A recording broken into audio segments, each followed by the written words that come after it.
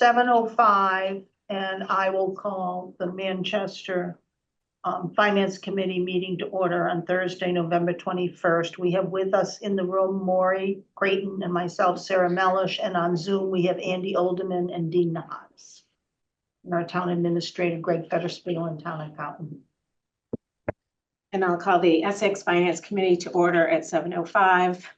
And we have Mike Flynn, Nina McKinnon, myself, Ben Buttrick. We have our town accountant, Michaela Nolan, on the line.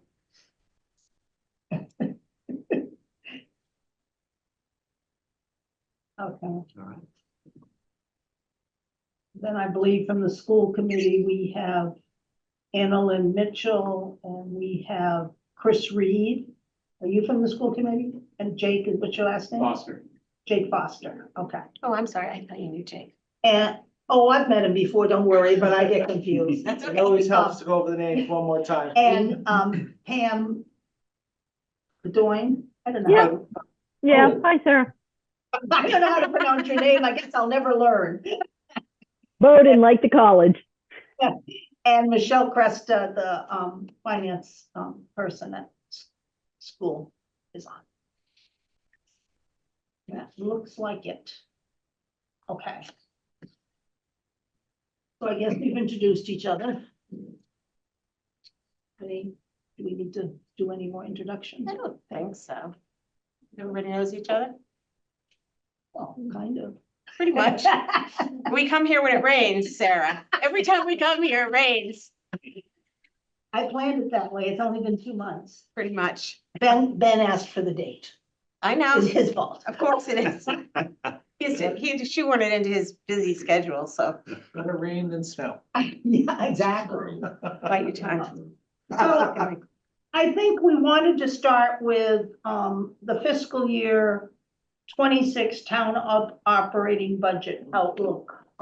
Each town, it's kind of early in our process, but we kind of have a sense, and I don't know where you stand in your process and what your sense is for your budget for fiscal year 26. Yeah, we've started our budgeting process, and we are meeting as liaisons with the departments, discussing their needs and getting a gauge on where they are. We do have some things coming up. We've got 2 union contracts being negotiated this year. We have water infrastructure, which we're starting, but we have $2.2 million not on the tax rate that is being used to start that process. And we have 47 years to replace all those pipes. So we have plenty of time for federal earmarks and grants and state things. I think one of our bigger issues is going to be wage and salary schedule, particularly with the fire department. As you may be aware, we are a fully call fire department. And although we have a wonderful number on our roster, only certain numbers of people show up to answer calls. And many of the people on our roster are actually not even residents of Essex. So, and they're very low on the wage and salary schedule. So what we really are fighting, of course, is a full-time fire department. So we'll be working closely with the chief, and our chief is a stipended position. It's not a full-time, it's not a part-time, it's a stipend, and 2 deputy chiefs. So we'll be working with them closely. We're going to build out a full-time department and then start backing into what we need to do to actually keep our call department going. We want to keep it going for as long as possible.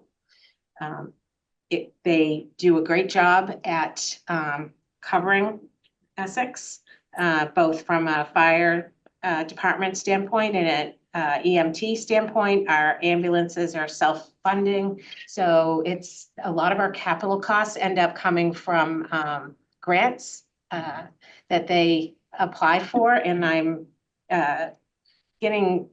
compiling a list of everything that they've received a grant for, because the town doesn't understand how many pieces of equipment come through grants and not our capital budget. So I think our fire department is probably one of our biggest hot buttons right now. Capital costs, the tanker truck. That will probably be on our our Springtown meeting. It's way past due for a replacement, but we did send it to the shop, so we're hoping to eke that out. And we do have another, I think engine one needs to be replaced as well. Unfortunately, we're in a bad cycle. This sounds funny, we're on a bad cycle, but all of our vehicles are almost 30 years old. They were all purchased at the same time, and they were not all purchased as new vehicles because we had to buy vehicles that would fit into our old fire station. And then we had to retrofit them to actually get them in the building. So now that we have a public safety building, we slowed down the pace a little bit, I think, of replacing vehicles, but now we're at that point. So our other big looming issue, I think, will be the Gloucester sewer upgrade. So that's coming. It will be a $6 million bill to Essex, about $300,000 over 20 years. And there are going to be different ways that we are going to fund that, but it's not a bonding situation. It is an actual $300,000 bill each year. So we are under discussions in town on how we're going to handle that. Jody, may I just ask, the tanker truck, that's the one that there's only like 5 in the whole state, and we helped with all the recent fires that we are helping multiple towns. Correct. Yep. So there are 5 tankers in Eastern Massachusetts. Eastern Mass, sorry, excuse me. And my suggestion was that we applied for a grant 2 years running and we did not get the grant. I think we're pretty shocked that we didn't get the grant. And I think we need to start going up the ladder, no pun intended here, but to see if we can get some help from the state. Just the recent fires, the mutual aid there, I think they are now proclaimed a state of emergency, so we'll get reimbursed. But we're paying for all of those hours out of our budget to help other towns in particular because we have a tanker truck. So with only 1 in 5 in Eastern Massachusetts, it seems a tough ask to have 1,200 households pay for the $500,000 piece of equipment when it truly services many communities. But I don't know what kind of traction we'll get on that. We don't have a tanker, Greg? No, we don't have a tanker specifically. Both the engine and the ladder have a tank on them, but not as large as a standalone tanker. Yeah, I think that the Manchester operating budget, I'm assuming, Greg, that we're gonna come in around the 2.5% piece for operating. Yeah, certainly that's the goal, not to go over that. One of the drivers that'll be for Essex as well as health insurance, that's looking like we're returning back to double-digit increases for health insurance. So that's always a challenge. And then certainly our utilities, just the cost of chemicals have just skyrocketed. So water and sewer utilities, but that's covered by the fees we charge, but nonetheless, people feel that out of their left pocket versus their right pocket, but it's all part of the pockets that people have. So that'll put some pressure on them. And again, similar to many communities, it's really capital and facility planning and trying to keep up with the old pipes that keep breaking. So when you have pipes that are 133 years old, they like to break. So I would say those are the 3 things that come to mind as sort of the forefront for us, and certainly capital being kind of in a league of its own as we look at some of those numbers are pretty daunting in the years ahead, and trying to come up with a plan that spaces it out and allows us to do some bonding that doesn't overburden taxpayers. Yeah, I think we're working on a 25-year plan and we have $250 million worth of capital expenses to cover. 250 million of capital expenses to spread out over 25 years. Yeah. We have, It's a good divider, at least a divider. we have the PFAS treatment, which requires us perhaps to build, we know we have to build a new building at Lincoln Street Well. The question is, do we also have to build one at Gravelly Pond? Because we have two components to our system. We're looking at a new DPW building, since they don't really have a building right now. Their equipment sits outside all year. Dredging, yeah, we spend millions on dredging, and that's one of the sides of relief when we pass the MBTA zoning, because without complying with that, we would have no grants for dredging. And usually we get 50% for dredging. It's How much- Sewer treatment plant Yeah. eventually is always on in the the horizon. floodplain. Right. That's a little concerning. Yeah, and our police and fire stations flood at high tides. Yeah, I think the last time we were here, you said to me, the first time we met, you said, boy, you have that expensive public safety building. And the second time we met, you said, you were so smart to build that public safety building because our fire department flooded, the police department and the town hall flooded. So, Yep. you know, be careful what you wish for, right? Did you get that again this weekend, past weekend with the tides? It did come into the parking lot, it didn't get into the Okay. buildings, but it comes up the boat ramp. And all the whole area behind the Legion floods, Right. you know, and it's, Probably okay on the peak tides and the April tides and all that. It's when the velocity, the water is moving with the storm. Storm surge. So it's, you have a high tide and then you have water being shoved through Salem Bay and then it just kind of piles up in this harbor and comes up and up and up. I think it was That's in brutal. January of 2015, we had a snowstorm and everyone has to get their cars off the streets. So everyone on my street parked in the town lot, and every single car in the town lot was totaled Oh. because the water and Mm. ice came. Right. There were icebergs in the parking lot. Yeah. So I think that's the worst we've had, but sometimes they'll put signs out at the entrance to the town lot and say, you know, king tide or Right. something, you know, it's gonna flood. So addressing that is in the 250 million? No, actually, 250 million is mostly facilities. It doesn't include climate resiliency, really. And we have to do something to the sewer plant to create berms around it or Mm. move it, or we don't know. Theoretic plan is to, I guess, harden it. Yeah. We're going to talk more about this, but moving it is even more crazy. I think I read that in the minutes that, And we've looked at alternatives to go to other towns it's- but it's not workable. I mean, it's doing pipelines underwater and it's just like, they don't have capacity. It's like 70 million to Right. relocate it, is Yeah. what we're assuming. and what's your estimate to build a wall? I don't know. We I mean, don't, no, we're projecting 45 million for resiliency projects, seawalls and culverts. How much? 25, no, 45. 45 million. 30 million for public safety building and town hall rehab. DPW garage is 22 million, PFAs and dredging is 23 million. Water and sewer upgrades at 7.5 million.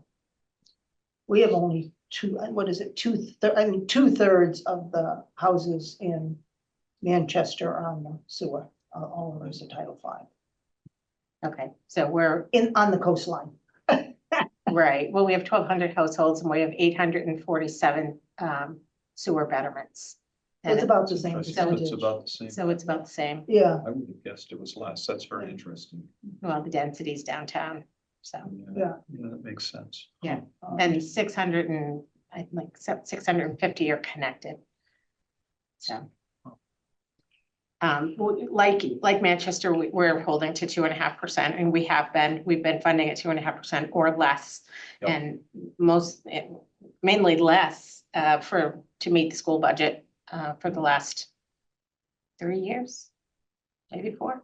Yeah, I mean, it's been less than Yeah. 2%, in terms of town services, to accommodate the apportionment of the school budget.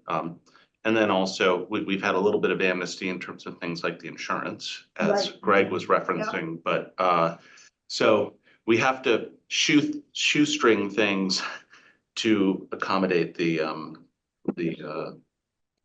school primarily. And Yeah.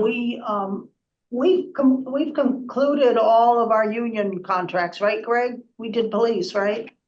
Yes, so we have another year on them before we have to, Okay. Yeah, so we don't have any contracts coming up this year. Unfortunately, we have two. You win some and you lose some. So I think, one of the questions that kind of comes across our mind sometimes is, are there any collaboration opportunities, between the towns, either for services or equipment and infrastructure? Like you talk about a tanker, is that opportunity for collaboration? And I don't know if there's any services that are an opportunity for collaboration or not. Yeah, I think the differences in our services is really that the services that you speak of, Council on Aging, you have a full-time director. We have a part-time director. We have a building, but it's a very small building. We don't have transportation for them right now. We do have two other part-time employees, but other than that, our volunteers put as many hours in as our paid employees for our Council on Aging. Our harbor master is part-time with two part-time assistants, but in general, they're not even able to fill all the shifts in the summer. We have a full-time clam warden and we have two part-time assistants. Trying to think what else, you have a full-time fire department, we have an on-call fire department. And I think we're just fighting the full-time fire department because we know it's gonna be a minimum of $1 million on our 10,000. Yeah, and we're really happy because, our new fire chief, who is a call firefighter in Essex. You have our Jake, yes. Has been, very good at reinstituting our call firefighter force, because the last fire chief eliminated it because he said he couldn't get people, and so Jake has done a good job of, it's not big. It's like 6 people maybe, But it's helpful. It's hugely helpful. Yeah. I think particularly with all of these forest fires and stuff, it's just given us Mhm. more personnel to. I mean, maybe one way to think about collaboration is people, but equipment. And I wonder if there's things on our capital budget, things we're doing with equipment, rolling stock, that sort of thing, and things that you're duplicating and doubling up on that maybe would work. And sometimes that's easier because equipment doesn't talk. It just is, Yeah. It just You is. go from there. But I don't know, it just seems like there's so many shared needs. And, like so much of New England, everybody's duplicating things, sometimes only a mile apart, which is crazy. Yeah, well, we're both using regional 911. Yep. But we each have a ladder truck. But we each have a ladder truck. Well, you have a bigger ladder truck. We have a brand new one. We do too, but yours is bigger. Oh, okay. It's very pretty. It is very pretty. I know what that price tag was. We couldn't afford that one, but we have a really nice ladder truck. But, our departments are small and the equipment is incredibly expensive. Yeah. But we roll like whatever engine 1 or engine 2 rolls at every call for us. So, some of these things are critically important, and the tanker in Essex is critically important Right. because a third of the people don't have fire hydrants. Yep. So it truly affects Essex, even from an insurance standpoint for our residents. If we don't have a tanker truck, we have a twofold problem. But it is a solid concept. We do share some equipment with Rockport, some of these specialized pieces of equipment. So maybe the follow-up is the next specialized piece of equipment.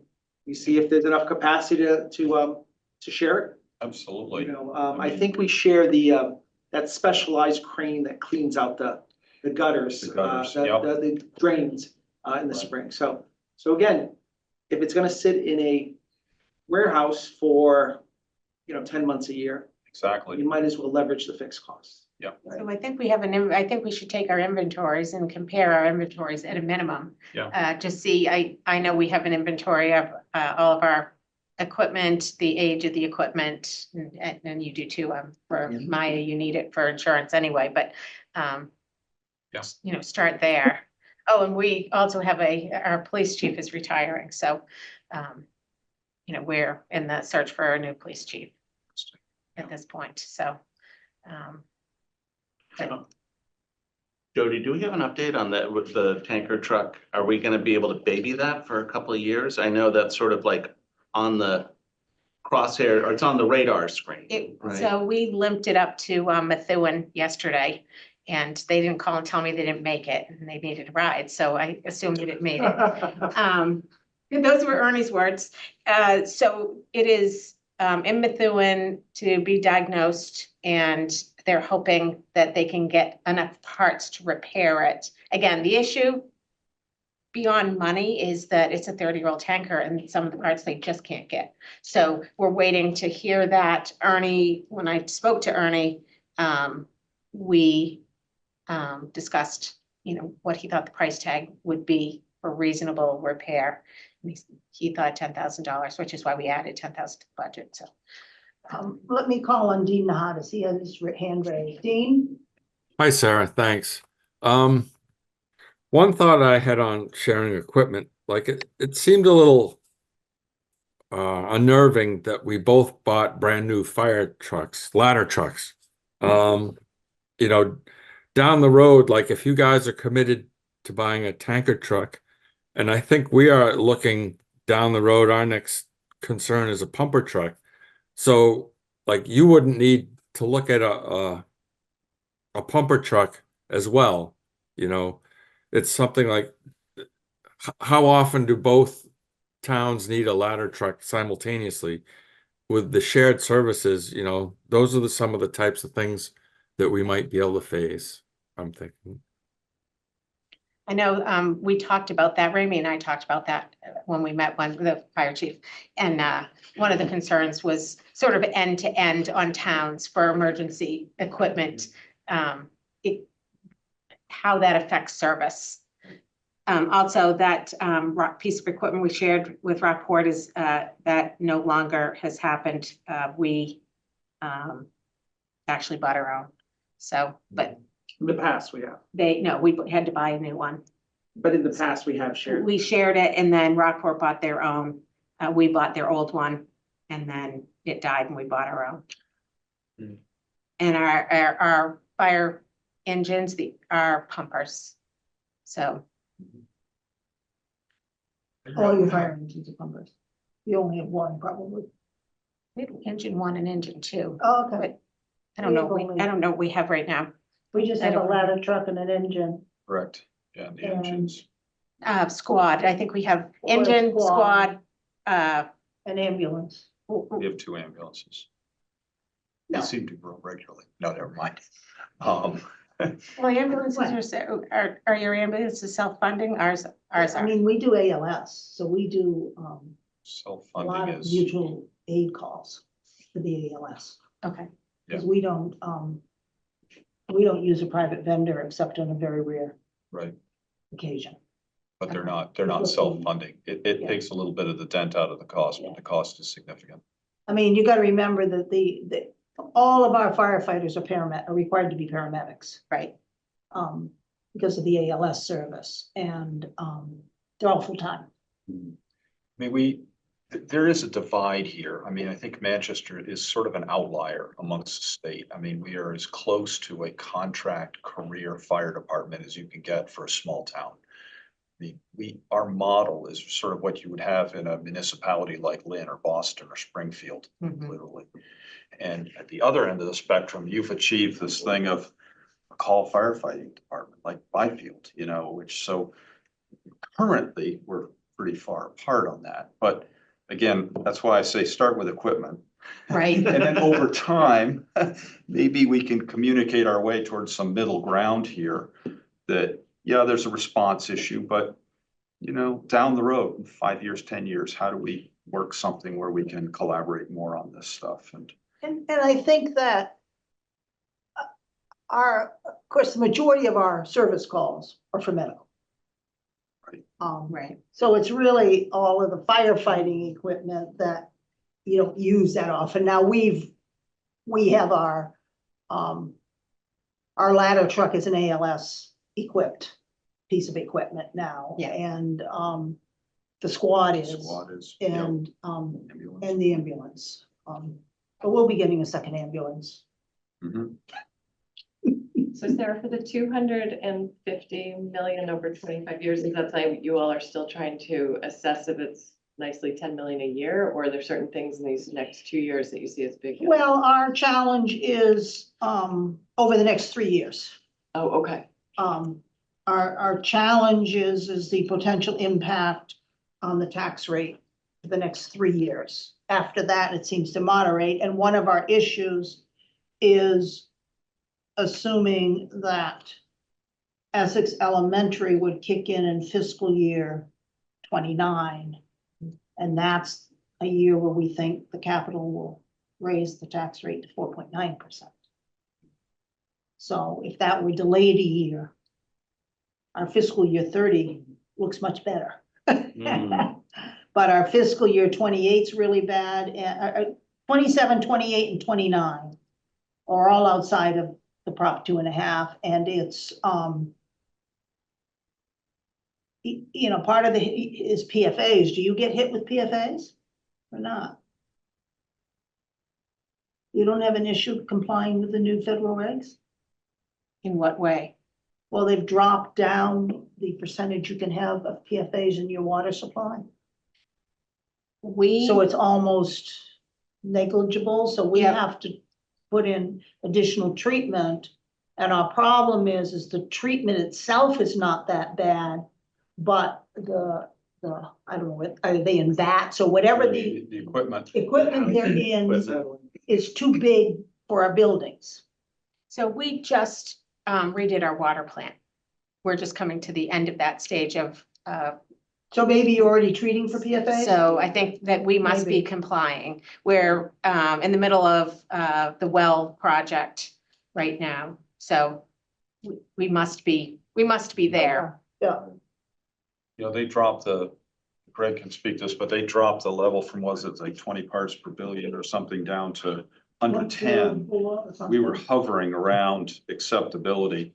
And then once they dropped the regs, the EPA, we went out of compliance real and fast. they're in effect in Um, 2 or 3 years from now. And you're referring to PFAS. PFAS, Yeah. yeah, exactly. I've- Forever plastics, basically. Yeah, And we're dealing with it on 2 sites, so a Lincoln Street well and then also Gravelly Pond. So We were discussing that in another context at our last meeting. we were thinking it'd be great to join the whole effort, but it's almost makes sense to do it separately. for So it's redundancy. expensive. Mm. Yeah, no, I think our water plant and our wells are coming up to snuff. We just, we are using our ARPA money, leftover ARPA money, and then we just appropriated $259,000 to match that ARPA money to get through our well project. So we had been out to bid several times and without success, and we finally got there in this last round by modifying the scope. So I'm not hearing that there's a problem with the water department, but maybe they didn't want to tell me. You'll find out. Like the tanker truck. Greg, when do we have to comply with the new PFAS regulations? I believe it's 5 years from now is the deadline. Okay. So you might not have heard about it yet. Thanks, Sarah. Appreciate it. Yeah, the last time I'd heard that the Essex wells did not have PFAS in the water. So I think. Okay, I just got think the tanker truck somewhere. I was happy. I was gonna sleep tonight. Yeah. Thanks, Sarah. he said you don't have a problem. Yeah, You have 5 years. we're fine. Plenty of time. We're planners. Any other thoughts, Greg? And collaboration or anything? Well, I mean, it's always worth, anytime there's a change in personnel, it's worth looking at whether or not there's a way to merge those operations or not. I think that's always a good conversation to have. It's not always easy, but it's always worth being on the lookout for those opportunities.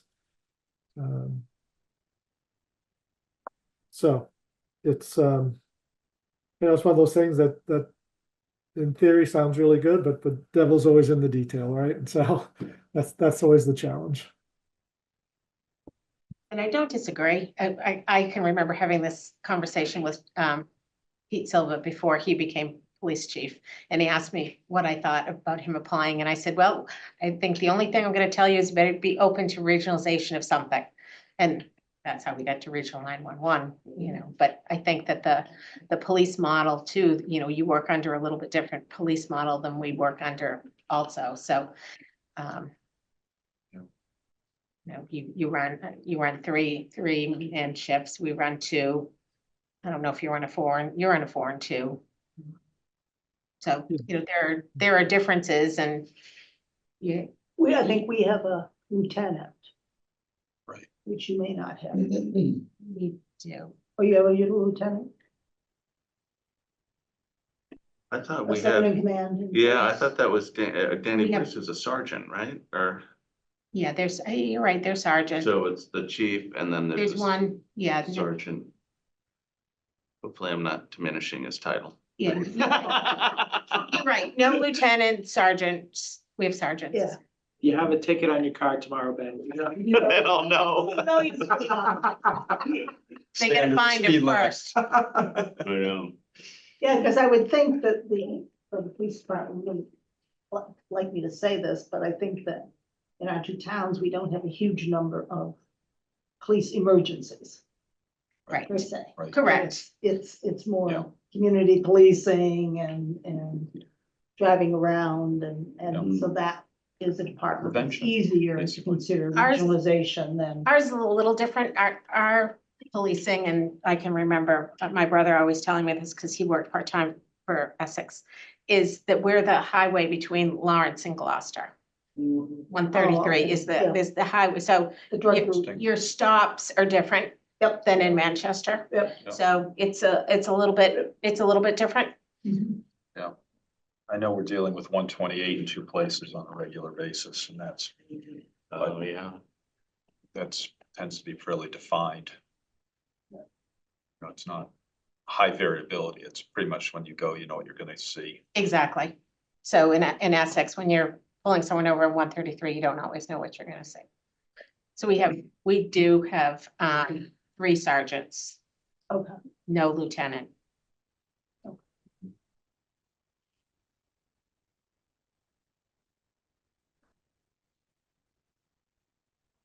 Quick question. So this is not so much on collaboration, but on capital Yeah. items. So you've done the mapping, it sounds like. We're in working terms on of it. the debt stack over time, Yep. in terms of all of these needs and how you stage them, which Yep. is something that we've been trying to work through That's too. a big project this fall. Okay. That we're really trying to get.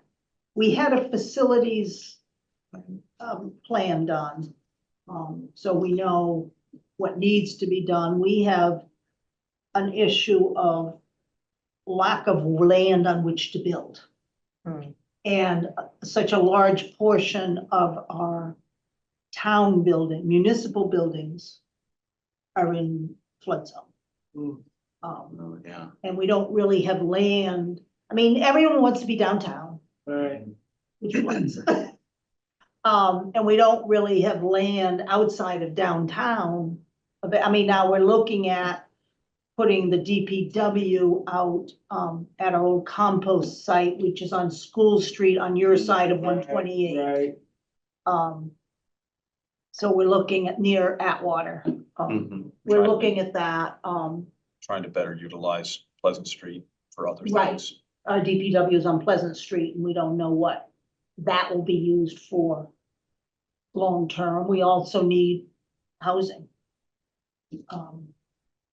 Affordable housing, and we don't have any, we're trying to rehab the public housing in town, but to do that, and make it, self-sustaining, you need to have market rate units to give you the cash flow to Right. afford the subsidization, Mm. so, And we essentially have lots of moving pieces, places they might go, lots of options that have been put together in a plan, haven't dealt with any of the politics on it yet. So it's basically a lot of options, but it hasn't been condensed down over time with diligence to figure out what's gonna happen.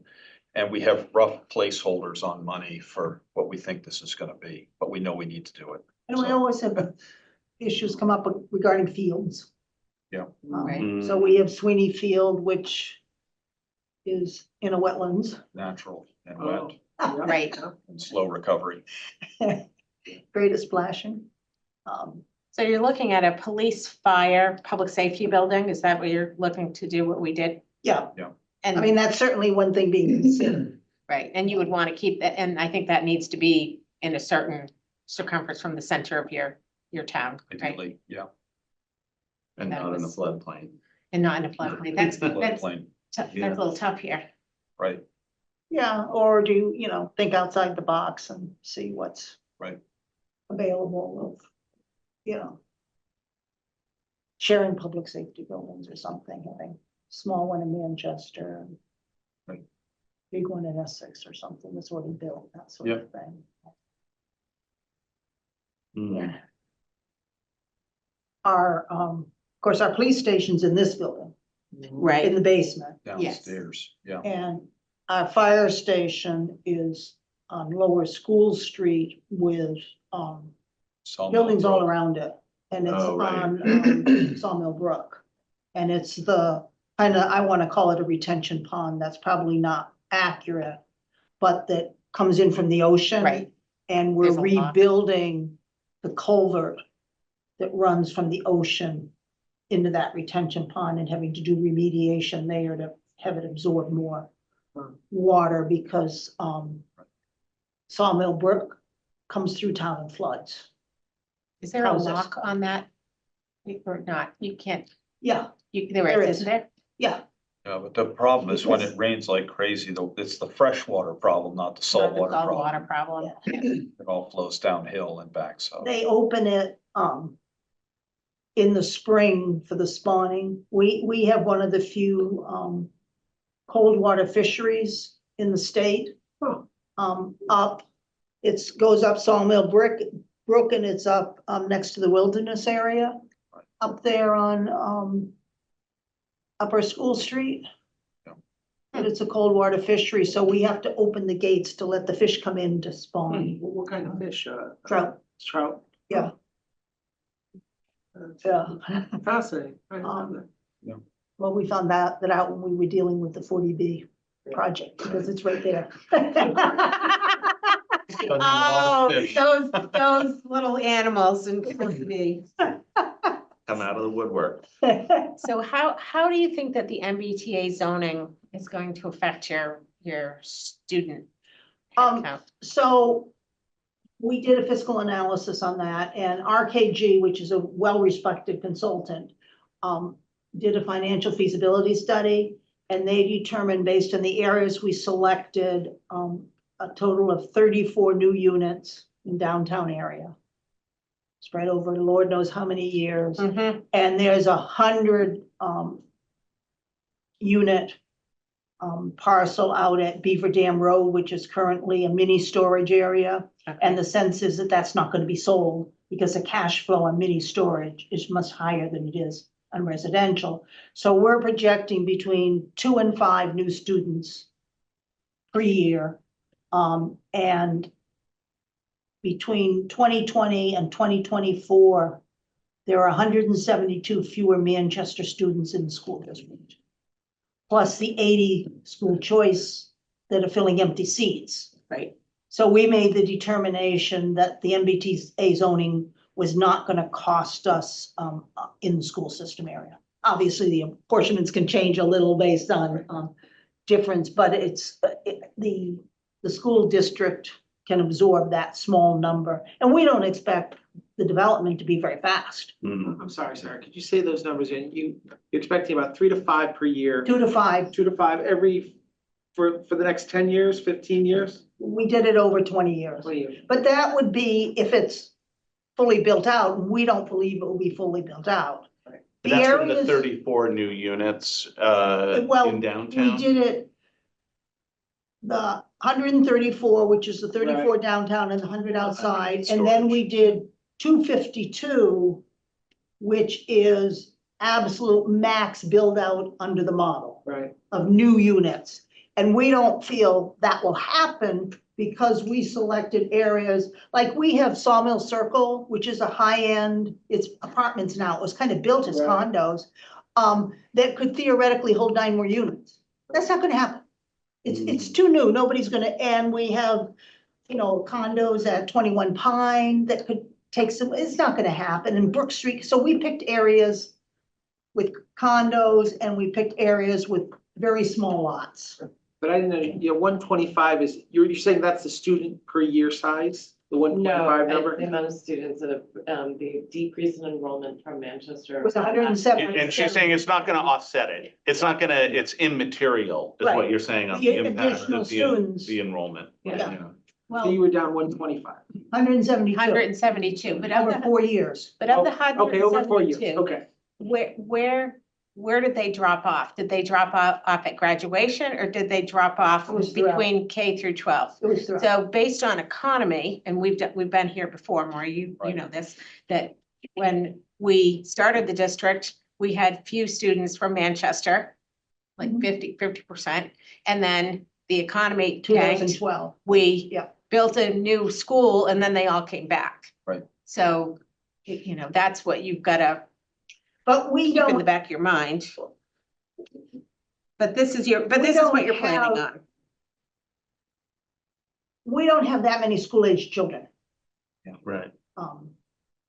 And something like 35% of our population is over 60 or 65. Huh. And people come to Manchester and they stay. And the kids come through the school systems and then they're not in the school anymore and their children can't afford to buy in. Do you know just offhand, just because obviously enrollment, because we have in Essex, the housing units coming into, how well this, let's say the census is, because it's one thing if students are in and then they leave for whatever choice, whether family will leave completely or if they go to a different school. But for the students that never actually enroll, like maybe they start at one of like North Shore Nursery School, they go to Gus, they go to wherever, but they actually never enroll. Is there a good In- sense of In that? conjunction with the Essex Elementary School building, they did a study. Okay. And they looked at school-age children and based on different age brackets, how many kids you're expected to have, and they projected no increase in population over the next 10 years. Based on those assumptions. Yeah. Which makes sense. I mean, it's a function of availability of Yeah. housing and affordability Right. of housing. It's Yeah. really those two things. And, you know, And there's fewer people in the country of childbearing age, mhm. you know. Right, don't there's know. not turnover that's happening to, Well, when people didn't have You know. babies for a while, you know, or had fewer babies, so there's not I as think many. also the issue is that the housing stock is really, really limited. It turns over, it goes quickly when available. It's so high price that basically the people who are buying it have options, other options for education. And I have a house across the Just- street from me. right, Yeah, went on the market for 1.685 million, 2 bedrooms. And it went under contract within 2 or 3 weeks. Hmm. And you can't increase the number of bedrooms in it. Unless you tear it down and rebuild, but it's on a really small lot. I mean, it's crazy. That is crazy. But at one point, like using what you just said, you know, for the family that comes in who can afford the 1.7 million or something, right, where they might never use the school. Right. Are we all able, and not to belabor, because I've seen the report, I'm not on the building committee for Essex, so I haven't looked at it as closely, but are we all able to really account for that family? You know, is that sort of thing really being looked at? Because I guess that would be another piece of But it. that was the study. That was the And study. And that would be from your census data. Right. That's what I'm saying. That's Yeah, how we okay. knew when we regionalized that only 50% of the school age kids in Manchester were actually in the system, which is how we ended up with so many choice kids for Right. that period of time. yeah. So you Some knew of- about some of half it the too kids is- weren't using the school system, give or take, you knew Mhm. half. And your point is that if you can afford that price tag, you can also afford Private this private check school. for a private school someplace Right. else, Yeah. unfortunately. You also The have- starter home of the just starting out Yeah. is not there. Right, and we Right. saw a lot of that, certainly with COVID, Yeah, where the private schools started up more quickly than the public schools. And you Yes. had two parents working, and Yeah. guess what they did? They popped their kids in the private schools and then didn't pull them out. right, Right. right. Because I they think couldn't be also home to it's- educate them. And some of the real estate transitions are also second homes for people. So, you know, They're not. they've got a family structure age. sitting here and Yeah. they're paying for it, but It's their just- kids or wherever are on the other side of Boston. We or- call that the sweet spot. Right? I mean, It's nice. Yeah. it's nice. I mean, that, Rockport has that, Nantucket has that, Martha's Vineyard. I mean, we don't have that in Essex.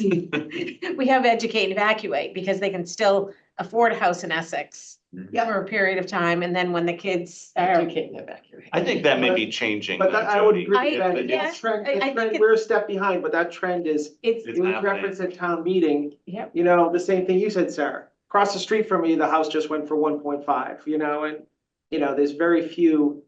It's getting to that point. The demand for the North Shore living is, has Whole always re- been there, whole but it's region. accelerating. And Yeah. people want to be Gloucester, on the Rockport ocean. are all seeing Mhm. this, Ipswich. but if you want Manchester-Essex School District, Yep. you're more likely to Go to Essex. go to Essex if you Right. can't afford the Manchester Right, price. all things being equal. Yeah. Right, so. Yeah.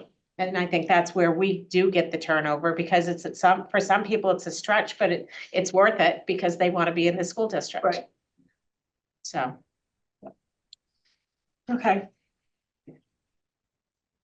So you're hoping to hold out for fiscal year 30 for Essex Elementary School, although I'm not sure that. Yeah. That's probably where we're gonna land based on, Well, Some of the I think- documentation. I think one of the questions is, can the school district do like bands for a year or something like that to spread, to delay I mean, we the prefer, higher amount of. we prefer fiscal 30 also, Yeah, but we're targeting for 29. yeah, I mean, it's From a sort of planning wishful standpoint. thinking, but we've been looking at this for almost 7, 8, 9 years. And thinking that frankly, 2032 would be ideal. And the reason for that is that our unfunded liabilities, OPEB, roll off theoretically at that time. That Debt is on the big high mention. school rolls off on that time. So we're not coming before residents saying we are trying to pay for 3 schools simultaneously. Correct. And that's a challenge, we think. And I know we have people on, we can't change the timing, right? Like with the process, With SBA funding.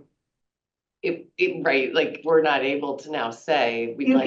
you can change the timing of when you start paying for the bonds, including repayment of principal. So you can use the bands Okay, in the early, usually during your construction, you're using a band, so you're only paying interest. Mhm. Mm, And so, just bridge yeah, to a It's slight, bridge a funded couple through construction. couple of because I years. thought, I guess I was Take on the thinking, long term, and yeah. again, I do know people are on the call, I thought fiscal year 28 was where they, or 29 29 is where to start. we're expecting the payment on the bonds to kick in. Yeah, like the school would be opened in fiscal 28 or Well, the 29. construction would be completed. yeah. Okay, yeah. Yeah, We're, a lot of what you said is similar. The OPEB thing, we're really trying to get that liability off the books by 29. So, because our thinking here is that, and this is a topic that's near and dear to Mike's, I've been Hard. playing that tune for 7 years. but then that would free up money in terms of the Essex Elementary Right. for us. But it's still gonna be a little bit tight for obviously because of this, for the same, because of the middle high Right. debt roll off. That'll, right, lighten that's things another up. few years after Yeah. that, yeah. this is helpful. Jake, did you have something to add? Okay. Well, Jake knows this process too, so. Should we see if Pam wants to add anything or if she's on? I'm Yeah. here if you have any questions. Not so much a question, but if you, and I didn't mean to put you on the spot, but No problem. yeah, I No just problem. wanted to make sure you didn't hear anything that sounded off from the dialogue in terms of the timing around Essex Elementary and the, Yep. At this point, it looks like the vote for a full schematic proposal would land in front of voters somewhere either fall 26 or spring 27. Latest potential would be fall 27. So then I think it was Sarah who mentioned it. It's all going to be how we work the financing in terms of kind of pushing out your large payments. Right. So, yeah, and I think that's what Nina was referring to. The timeline for moving through the MSBA process is locked unless, you know, we can't hit a benchmark through a vote or something like that. But we could draw it out with bands to get us to 2032 potentially, Pam? I wouldn't say I'm expert in designing long-term financing, but that has been part of the discussion as to how it could be managed. But that's what we would do collectively. When we did Memorial School, we did like a modified collaboration group where we had reps from the boards, finance committees, worked with Avi, got on the phone with Hilltop, and kind of worked through how it would be in everyone's best interest. Thank you. Yeah, Yeah. thanks. Of course. And I would encourage everybody, well, my mic's open, to look at that enrollment projection report. It does give you some good information about what they're seeing based on their methodology for study. They're projecting the design enrollment for Essex Elementary to be around 250. So that would be a slight increase over the next few years for that building.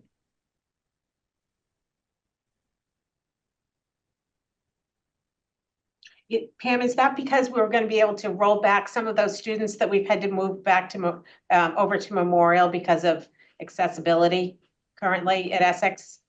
That could account for maybe 8 or 10 students, but Okay. it's more what you're projecting for what the demographics look like and what the projection is for potential housing, I believe. Okay, thanks. Yeah. Well, I think Essex is in the same boat from a debt schedule standpoint. 2032 would be ideal, but we're working on the assumption.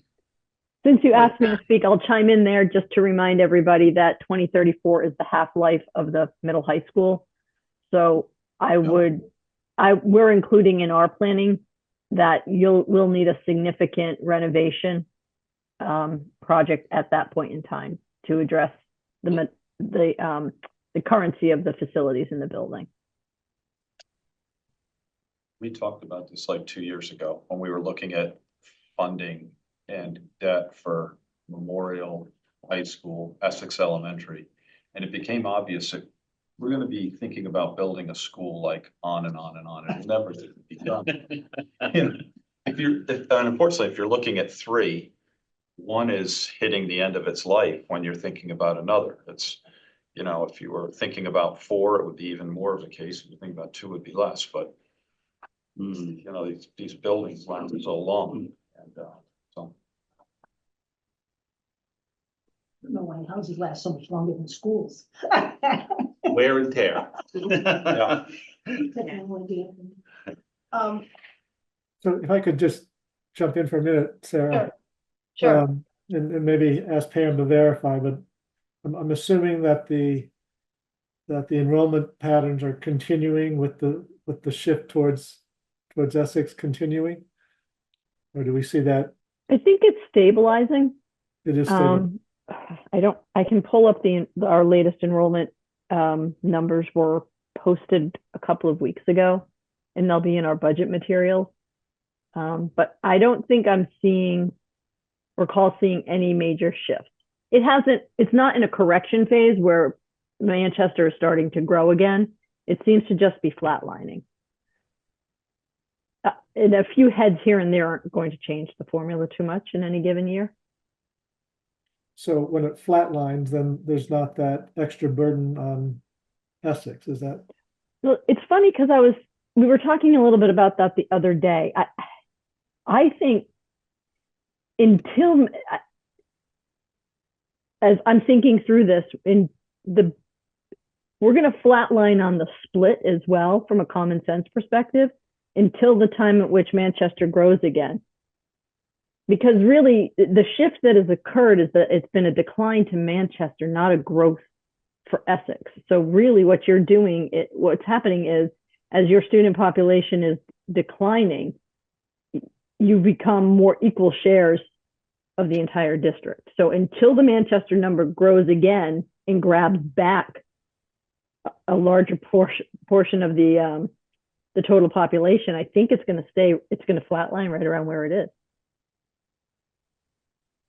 But I think Michelle's learning the process. I don't know if she has any early observations on that. And I certainly don't want to put her on the spot if she hasn't had time to dig in. Michelle Cresta? Yeah. Yeah, not yet with the enrollment piece, Okay. but yeah, we're getting there. I can speak to that just a little bit because Pam and Michelle, when you had sent over those preliminary enrollment numbers in October, I kind of ran it through the meat grinder of apportionment because I wanted to get an early read on how bad or less bad it would be for Essex.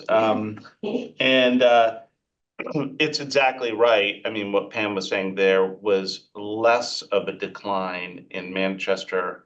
And there was also a slight decline in Essex, but it moderated.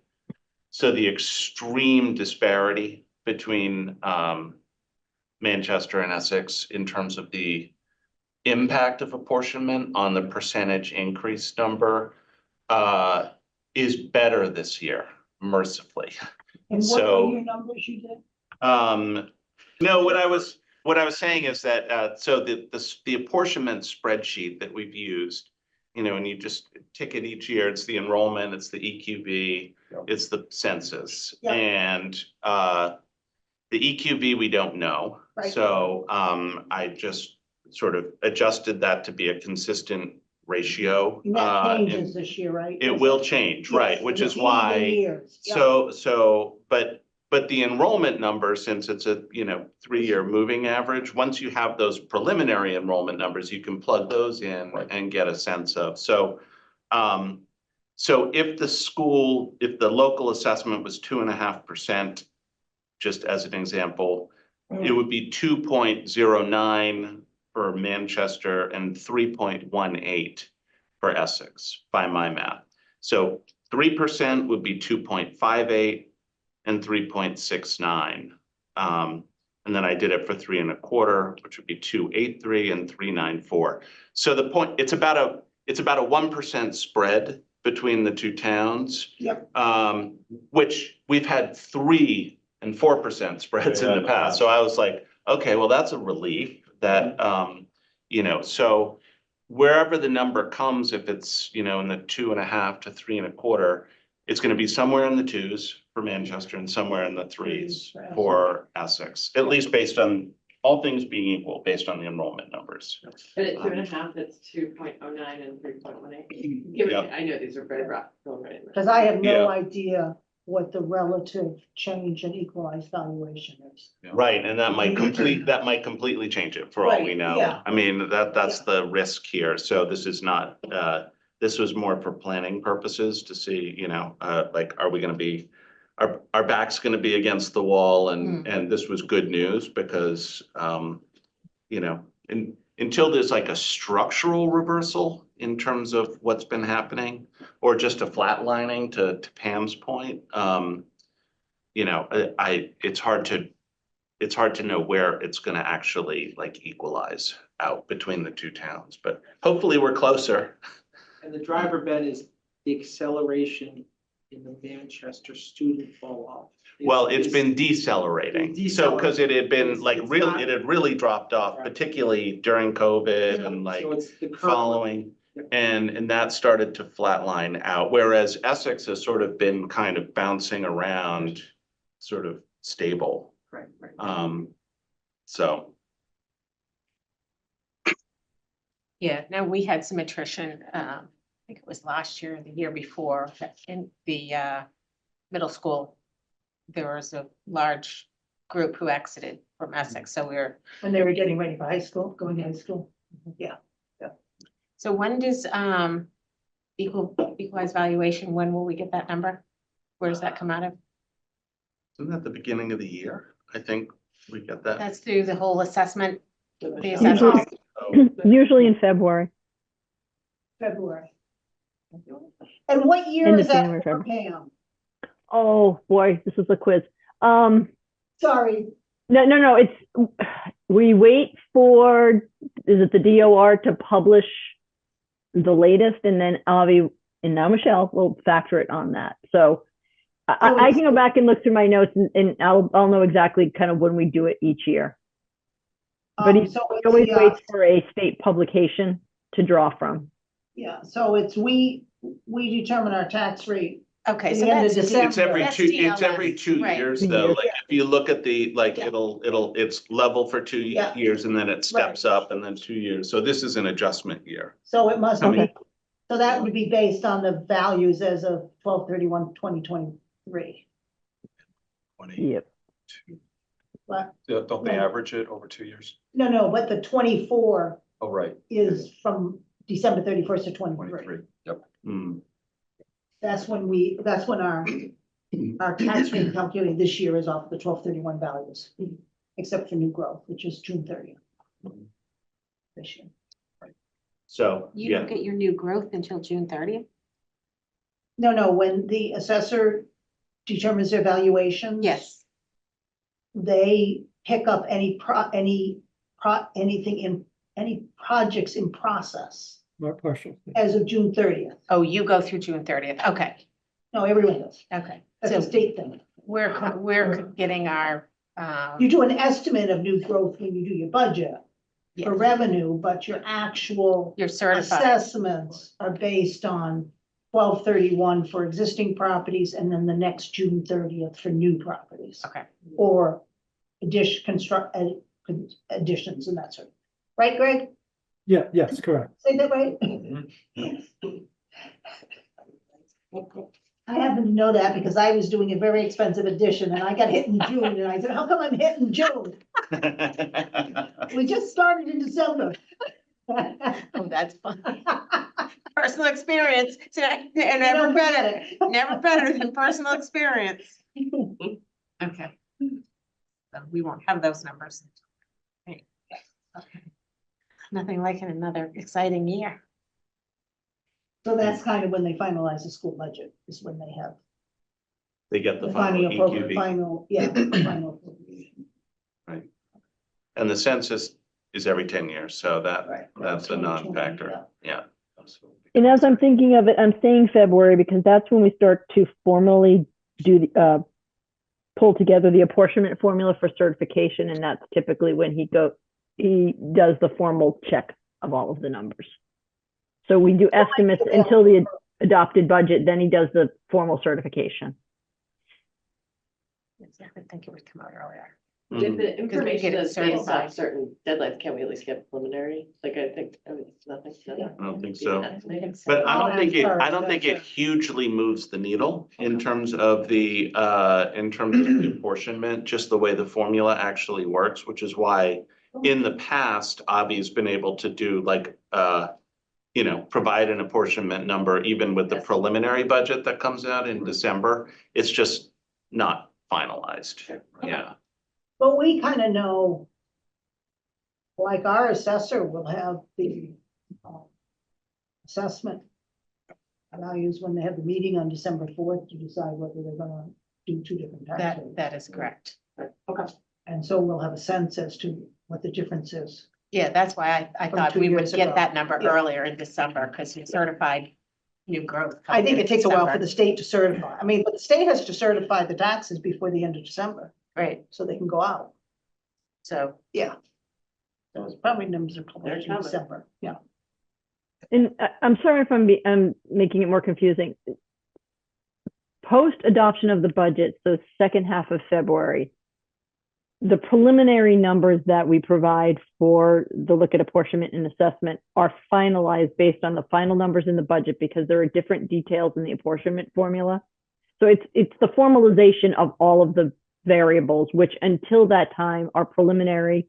Right. And then get formalized. So in my head, I am thinking about the time in which we sit down and formalize the variables in the apportionment formula and have it formally certified. So when they actually become available, maybe different than when we formalize them. So sorry if I confused the That's all process. right. That's all right. Yeah. That's fine. Ben can do his calculations in December. Well, we'll head down that number. Well, it is kind of it is fun to see how close was I?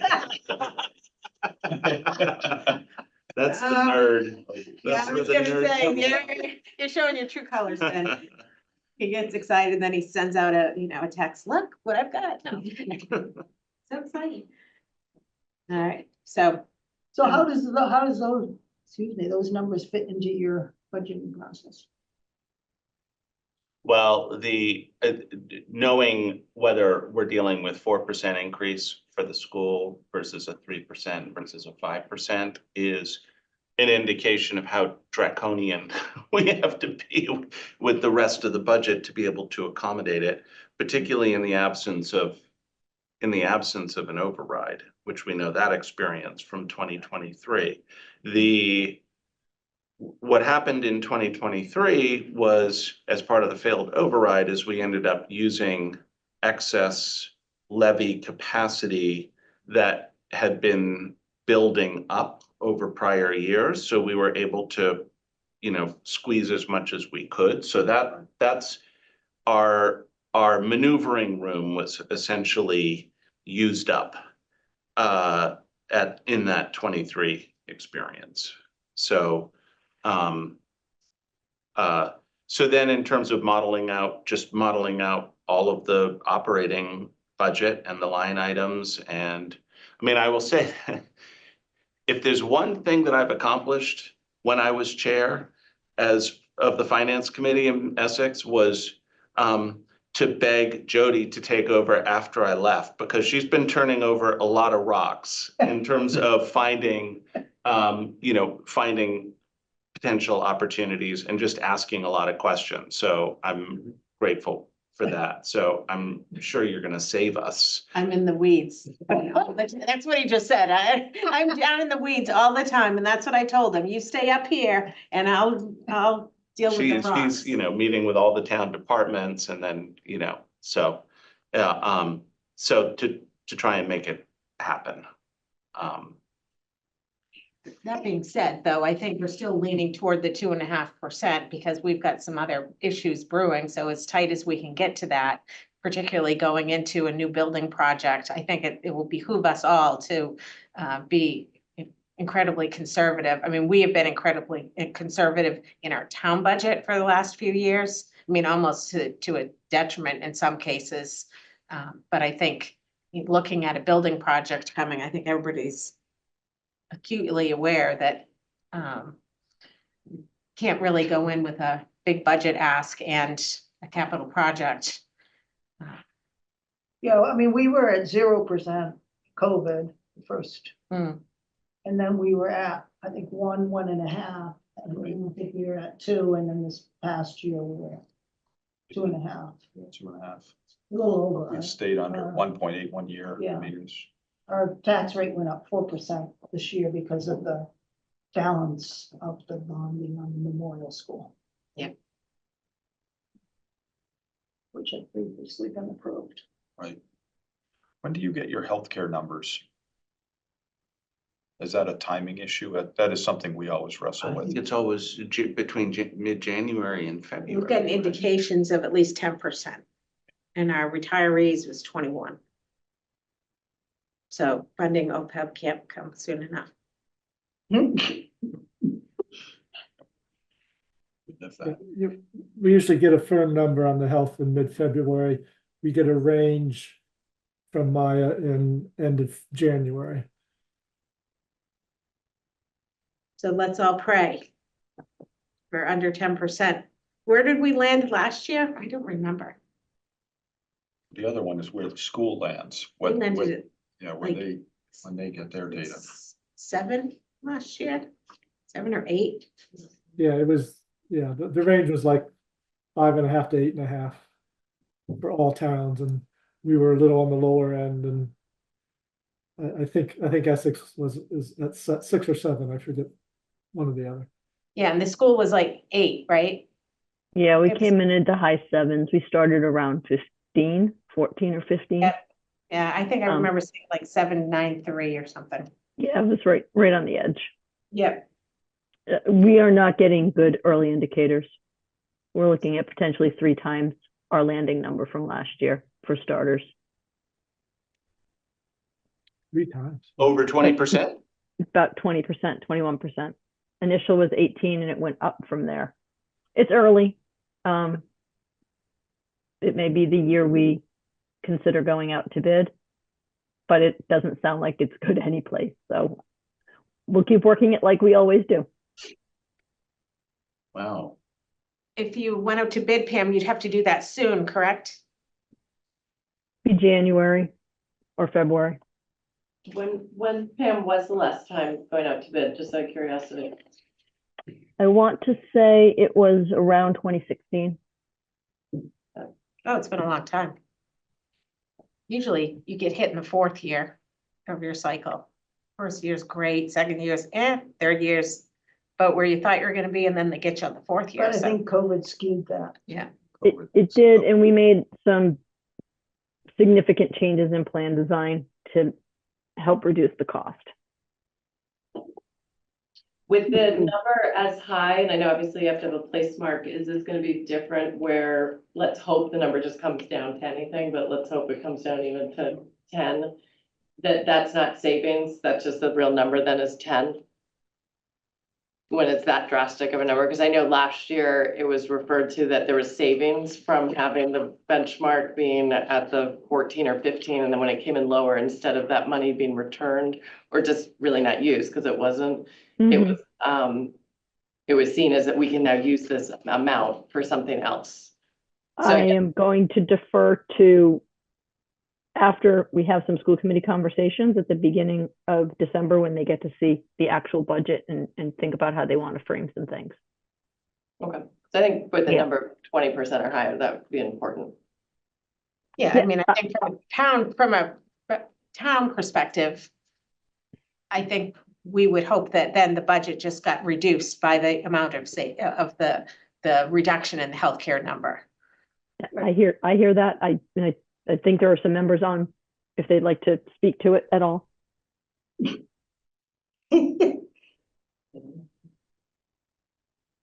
I mean, that's how we handle it in town. We don't say that we have a savings, we're gonna spend it somewhere else. We Right. reduce our budget and when we move on. So, I mean, I think that should be something that we really need to think about. Jake? I'll just say one thing and Pam can correct me, but it's not from the last conversation we had, at the last meeting. It sounds like we want to kind of look holistically at what the district is looking for and what the options are. So the first number will probably look high. But know that our approach this year is to try to look holistically so we can see where we need to reduce, and the healthcare is certainly one of those things that'll force us to look at program. Where we can look at that in strategic ways. But in order to do that, we need to kind of look holistically, which is gonna put out, the first number may be high, but knowing that we need to get that down, we kind of need to do that strategically. So all I'm saying is prepare for a high number to begin with, but know that we are, planning to look at that. We used to see a lot of that, and that kind of upset us. That we kind of feel that you should come down a little before you release to have your conversations before you release the first budget, so it's more. I understand, I'm just conveying where the kind of sense of the committee is at the moment.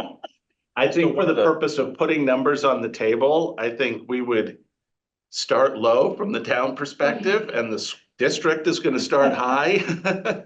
I wouldn't expect anything different. One thing that might help is that I know we've shifted our town meeting by dates, and so I've been at this game long enough to remember like a school budget meeting like February 7th to February 12th with approval from the school committee and then town to vote, and then we would literally be writing like hours into the night our report to go to the press, to have a meeting like on the first Monday of April. And we've pushed that out. So hopefully that schedule will allow for a little more realistic budgeting and not this we've put in a placeholder and Manchester's voted and then, oh gosh, we got it right or we didn't get it right. And then you roll along a couple weeks later. So I think we're a little more in sync right now, but That Timing is, is everything. that is very helpful. Yeah, because that was a tough timeline. We're the fourth, I think, fourth Wednesday in April now, fourth Monday, I think. we've added about 3 weeks, right, Greg? Is that right, Greg? We're the fourth Monday? Fourth Monday, yes. Yeah, that is helpful. Yeah. Because that was tight. That'd be, yeah.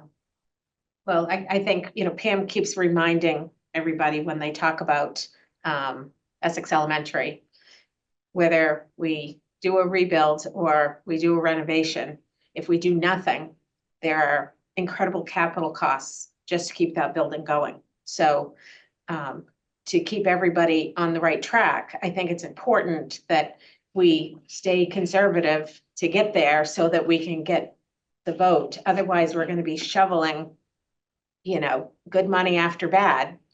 When we did the walkthrough in the building, I mean, everything in that building, it's got some great bones, but, I think it was Andy's like, touching the ceiling. Oh, this is, we can't even go up here.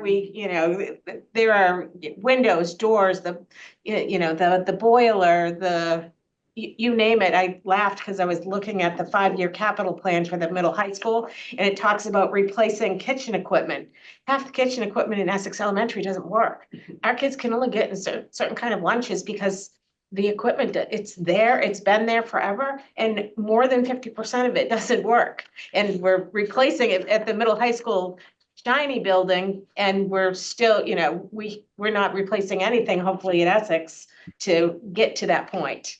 And I think the other issue is given the significant decline in the school population, how much do you need an infrastructure to house those students? The memorial is, I think, with a capacity of 50 students more than what they have or something like that, and the middle and high school have excess capacity. So I think that's one of the things that's important to Think about yeah, and I think that we struggle with that is how much money do you spend on infrastructure if your population, the school population is going to keep declining? That's been built into the feasibility, the scope of the feasibility study. Okay. And the enrollment report is the first step in that. In that present, they're projecting a design enrollment of 250 students for Essex Elementary, which would exceed the 100-student capacity at Memorial School to get us started. But they're going to look at everything, and they're going to look at potential changes to the Memorial School if necessary to create an expansion opportunity there. So the building committee has been charged with vetting those ideas. Good. We like that. What is the current enrollment of Essex Elementary? 232, 223. Two- Pam, 223 in Essex or 232? Do I have my numbers backwards? It's in the 220s. Okay. All right. And then we have a known development project between 30 and 36 homes, 4-bedroom homes. And we're right around 289 at Memorial School with their design build at 530 or 535. Oh, I'm sorry, 335. Well, okay. sorry. No. 335. That's what I thought. And it's at 289, you said? Yeah. Yeah. Got it.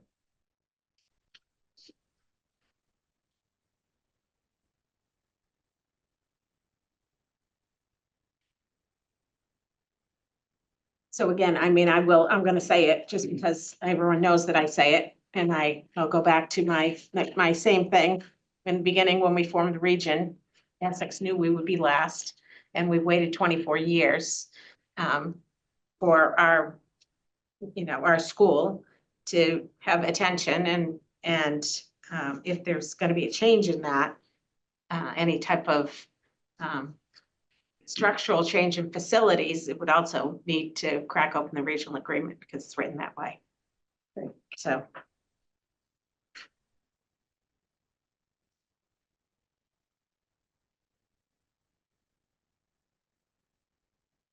So what else do we need to cover on this school Um, budget? Well, I have a few things I'd like to say Okay. about the school budget, but this is contextual, because I think it'll trigger some discussion, because we've been having conversations in terms of what do we expect the school budget to come in at this year. And we have talked about different numbers historically. We've in the past, we've talked about 3.5%. I think we all agree that's too high. We have seen, we have at times requested and pretty consistently 2.5%. And that has been the range historically between 2.5% and 3.5%. So I was curious, and I went into the DART database in DESE because I was curious. I had a few questions in my mind that I thought it might help answer. And I put together some data, but I'm happy to share it with anybody afterwards, but the font's too small and I'm not gonna hand it out, but I'm just gonna kind of go to the punchline here. Because what I was curious is how Manchester-Essex ranks in Essex County on a bunch of different attributes. And the first question I was wondering about is enrollment decline. Like, we've seen this level of enrollment decline, and so I went back to 2014, and then I rolled it through 2023, or the most recent enrollment numbers that get reported to DESE, so that you can have some way of benchmarking.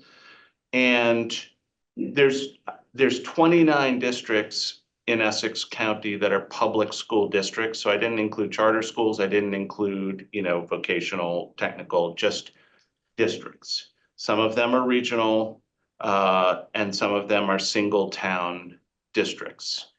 And of those 29, the enrollment declines have ranged from as high as almost 30% in Rockport to so of the 29, 25 have experienced enrollment declines, and only 4 have had enrollment increases. And What were the increases, just to say who's bucking the trend? yeah, I'll tell you, because this is interesting. It's very. What I did was I line item them from the steepest decline to the least amount of decline, which was actually an increase, which is Haverhill.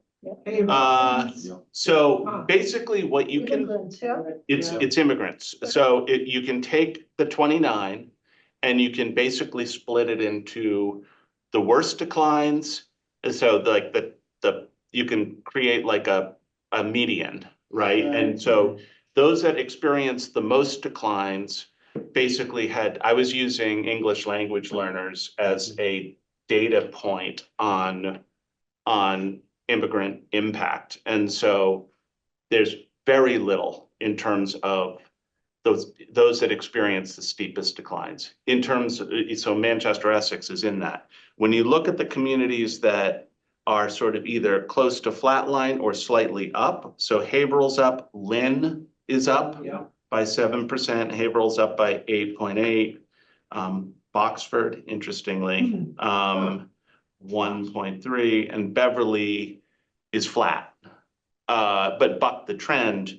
But you see, a huge increase in the percentage of students who are ELs, English language learners. So, so I didn't feel like those were worthy comparisons. Those that either were flat or upward. I was more curious to say, okay, of those that are like Manchester-Essex, what are some interesting factors here. So, and there's a lot of districts like Manchester-Essex, Rockport, Masco, Triton, Amesbury, Marblehead, Pentucket, that are all greater than 15% decline in enrollment. So it's not unusual. What I was curious to see was, of those that have had more than 15% decline in enrollments, what has been the expenditure growth over the last 8 years? And there's not as much correlation between expenditure growth and enrollment. First of all, no one had an expenditure decline. They were all Oh, you're either. kidding. It's a surprise. No, they were all, like the whole 29 districts were between 1.5% and 5.5% average annual increases in expenditure. And so that if you just isolate those that had the level of enrollment decline as Manchester-Essex, the average is 3.25% expenditure growth over the last 8 years, which I thought was interesting because Manchester-Essex comes in at 3.26. So basically right at the average, and that's among communities that are, or districts that have had greater than 15% enrollment declines. Did you say Rockport was the highest decline? Yeah, Rockport is the highest in terms of decline, almost 30%. That's over an 8-year period. Yeah, from 2014-15 academic year up to the 23-24 So are they academic leaving on year. school choice? I was just gonna. That's ask what I that don't know. question. And by the way, How this many is- of those are choice kids going out. All this did was create more questions for me. Sure, By the way, yeah. this is like, I wasn't trying to seek any answers. I Yeah. was just kind of curious to see like, Look at the. how much is Manchester-Essex kind of In line. in line with this cohort based on these enrollment declines? And We're in line, it's in line. That was basically the conclusion that I drew. unfortunately. And also, I was curious about FTE count because ours has been pretty flat. And I realize it's sort of been shifting from general classroom to special education, which we know, but we've been pretty much flat. That's pretty much been true across the whole, you don't really see material declines in districts. They pretty much hold their staffing count, with the exception of those that are really growing at the bottom, which are the Haverhills and the Linns, where you definitely have seen some pretty steep increases in FTEs. So all I was trying to answer was the question of, if we ask for 2.5% budget growth versus 3.5, like, is that unreasonable or reasonable based upon the cohort of that? That's what I was trying to figure out.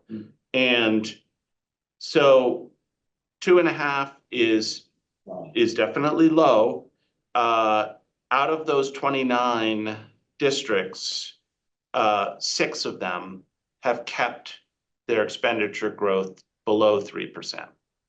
So, and again, Manchester-Essex 3.26, and then, which is right about the average given the enrollment decline. So, I don't think 2.5% is unreasonable as a starting point. And, and I know that the school committee will probably, argue that. But I just when you look at the data, it's like there are districts that have managed to keep their budgets below 3%. There's a lot of qualitative nuance behind these numbers. So, in terms of the mix of different kind of students. Oh, the other thing that I'll say is that students that are classified as high needs universally up across all the different districts. So that wasn't surprising because I had heard that. In fact, across the state, it's up. So the fact that resources get shifted toward special ed makes sense to me in terms of the numbers. Were you able to see anything about like number of AP courses that are offered in the various districts?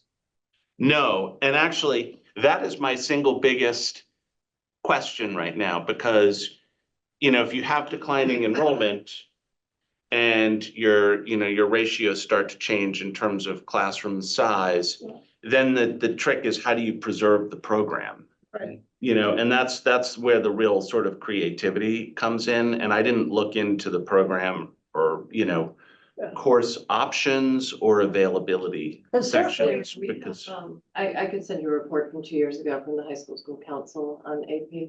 If you want, 'cause, Yeah, the former principal did get that data for us, Oh, okay. so I'd be happy. to Because it send just, you know, I look at it from the sense that the more AP courses that are offered, Yeah. the less parents have to pay for college education. Because you're getting your credits. You're not anymore, You don't get credits anymore? Only if you get a 4 or 5 on that. barely even then. They were talking about it the other night. Oh, You know. Really?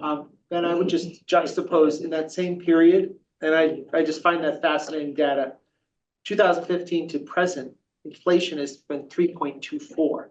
So you're 3.26. it's right on. Oh, that's interesting, yeah. That's as close as you're gonna get to an inflationary. Which, if you think about, But that's the big inflationary data, not core. So there's a lot of things in there, but. right, but that's interesting. It smooths out to like being very similar. Yeah, Because if you're carrying the same number of teachers or staff, exactly, yeah. then, and you're doing a salary adjustments or whatever, and you're upgrading infrastructure, then, you know. Right, and your point is well taken. If your largest cost is employees and you have a negotiation every couple of years, they're looking at a trending inflation saying, we have to at least keep up with inflation, right? And that's why it probably tracks so close. Right. Yeah. So I just thought this was helpful context to all of these conversations we have around school budget. And I'm curious if, you know, Jake or Chris or Pam if there's anything surprising in this information. Ben, in the communities that you looked at, what were the numbers that you came up with for regional school districts? And what were some of the districts that came in around 2.5?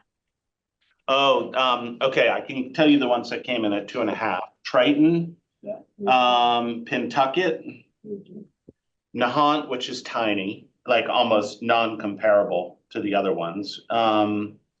Salem came in at 2.99, just to be, you know. Just over the line. And Salem has, I was kind of interested that Salem it was a 9.25% decline in enrollment. I would have thought there would have been. I would have thought it'd be closer to a Haverhill. Right, because they've had a growth in Ben, English what, did you learners. say what the enrollment was for Manchester, sorry, decline? 20.3. Since, now, this is not from the peak year, by the way, because I didn't go back to I think 2012, 2013 was the peak. Yeah. In terms of the bubble year. And I didn't go back that far. So except for Rockport, what other schools are? Oh, so sorry. So but to Pam's question about the below 3%. So yeah, I said Triton, Pentucket, Nahant. What fiscal year was this, Ben? This is, well, first of all, this is total expenditure reported to DESI, and this is average annualized over 8 years. But what's the last year reported? 22 or 23? It's 22. Yeah. So it's Pentucket 24. then went on to have an override in the following year. That was a major cut year. Okay. So there All is a lot of nuance behind some of these numbers. Yeah, no, I get that. I totally get that. Also Gloucester and Peabody averaged under 3%, but those may have been adjusted. I mean, that's the other thing. It's just that I know with all the striking going on, like in Beverly and Gloucester and Marblehead, you know, I know there's so much swirling behind these numbers, which is why I caveat, like, they're numbers. So, but Interesting. And then just always go on the record to say a regional district has a different financial structure than a municipality, and a city different than a town-based municipality in terms of how they manage their budget and where their sources of income come from.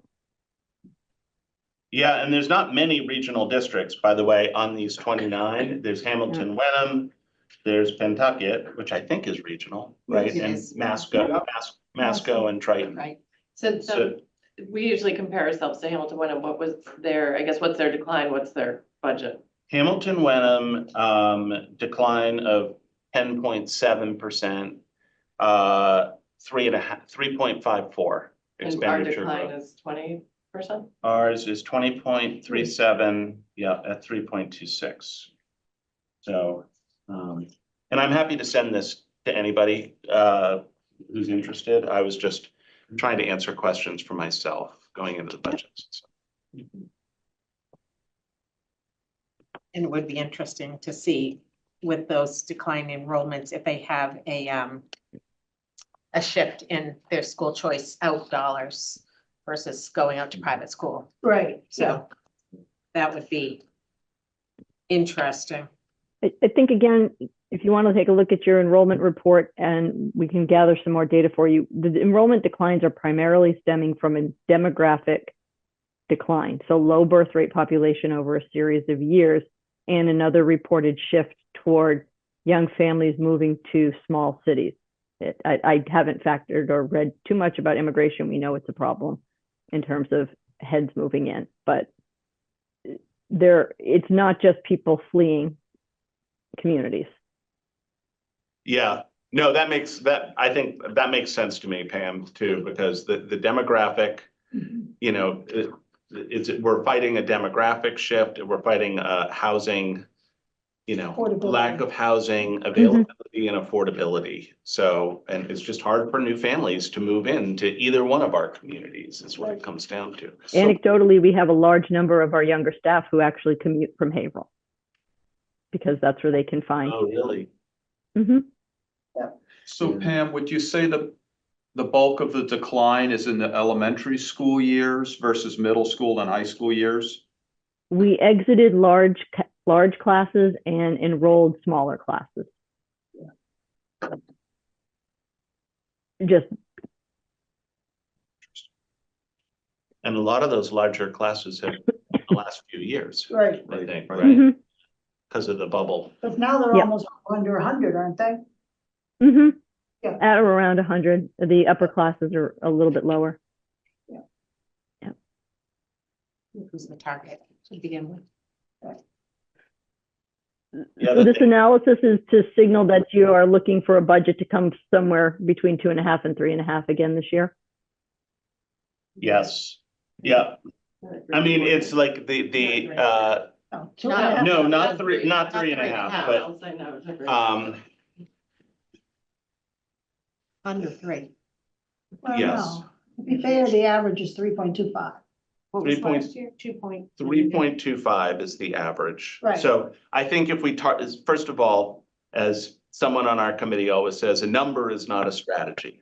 So, and I think we've talked about 3.5% in the past. I think given the enrollment declines and just given the data point, 3.5 seems rich to me in a declining enrollment environment. Unless you're just absolutely, you know, your single goal is to 100% preserve the program, you know, even if it really starts to like be pretty slim in terms of filling the different, you know, courses and sections. So, but So, and this is Chris Reed. I know you asked if I had any comment, and it's not really a comment, maybe so much as a question. How do the towns, or I guess in extension, how would you expect the school district to account for the inflation that we've seen over the past 3 years and still realistically keep our budgets at that low cost? I'm just curious about that because at some point, those numbers don't work. Manchester's doing it in their town budget. Yep. We're keeping it closer to between 2 and 2.5% increases in the town side in order to be able to the schools. So, but we also do realignments of personnel. We look for efficiencies in our operations. And this, I don't know how much the school has opportunities for efficiency in the education side, but they probably have opportunities for efficiency in the admin side. Yeah. Yeah. From my understanding, we've been doing that for a decade as well, right? And I think maybe the difference in the school district is that we have a very strong union to deal with, and uh, it's not really a situation where we can just say, well, I know that you're not getting a pay raise, and actually every year for the past 3 years in real dollars, you've been taking a pay cut, and have high quality teachers stay, especially given the climate of how much teachers' salaries have been increasing and strikes occurring. And if you look at the new teacher contracts that have been signed, throughout Eastern Massachusetts and specifically in our area, I'm just not sure how realistic that is.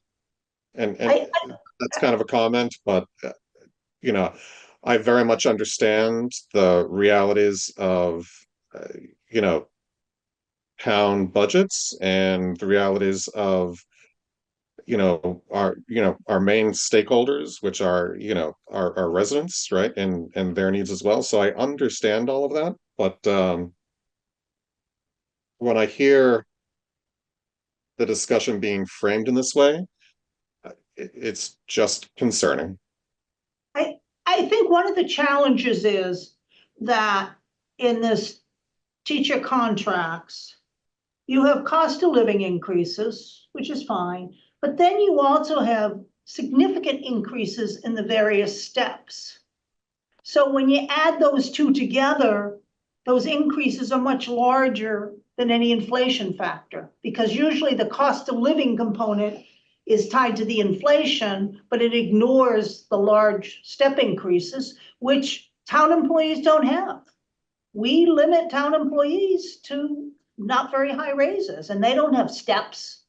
They might get some longevity bonuses, but you're talking $100 or $200 a year. I mean, you're not talking the step increases that teachers have. So that's I where understand. Do all of the jobs in the town require a master's degree?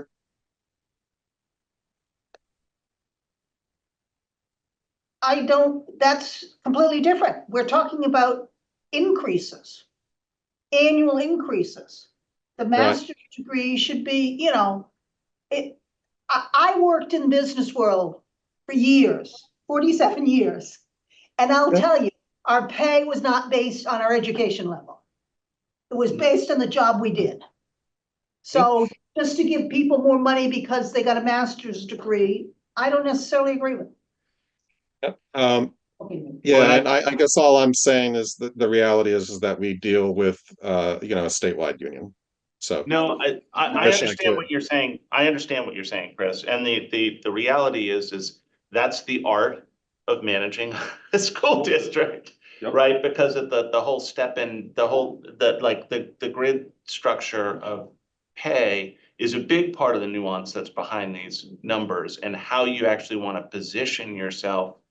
What's optimal on that grid? Because I can see how you wouldn't want a bunch of, to be overly sort of younger, Right. younger teachers that are coming into that step and really pushing it versus those that have At the been, top. at the top, It's a right? balance, Yeah, so, strategic balance. yeah, exactly. I think that and I don't know what it's like now, but we were heavy on the Experience. 15-year, Yeah. experience column. Yeah, like, I can't remember what the number was. I remember looking at it a couple of years ago. So, as they retire, you get some leeway there until your step and column. Dean Hadish, you have your hand raised?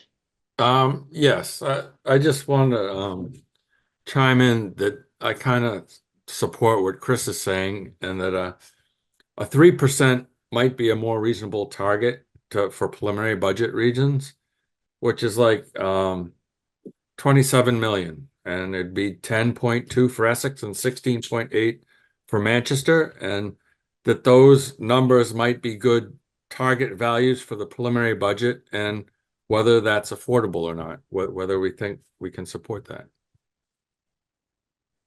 Thank you. Yep. Yep. And I think that's the question in front of us, really. I mean, I don't necessarily know we're gonna answer it, but.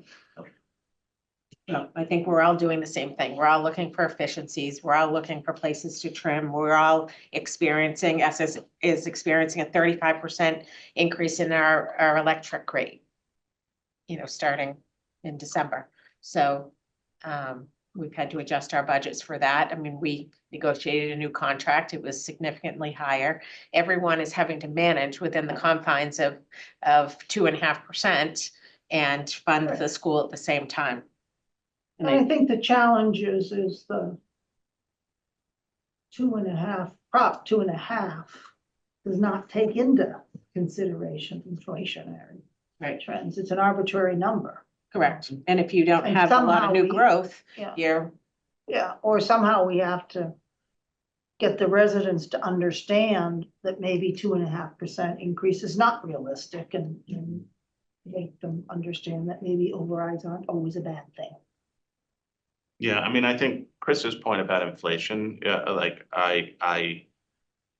like there's a psychological component to inflation in terms of you can look at the numbers, which are always backward looking, and we've seen inflation go from averaging below 2% for so many years, spiking up to over 8% at its peak, and then is now back down to, I think the latest print was like 2.3. So do you think about inflation as like, oh, we're in a 4% environment, or we're coming back to a 2% environment? And no one knows the answer to that, right? But it does sort of frame negotiations in terms of collective bargaining is, what is that cost of living adjustment? And I think we're at a difficult point right now because inflation is still part of the dialogue every day, even though the numbers have sort of settled back down. So. Okay, just for clarification, we are in the second year of a 4-year contract with both paras and teachers. So there is no relief coming from renegotiation for some time. Let me call on Anna Lynn Mitchell.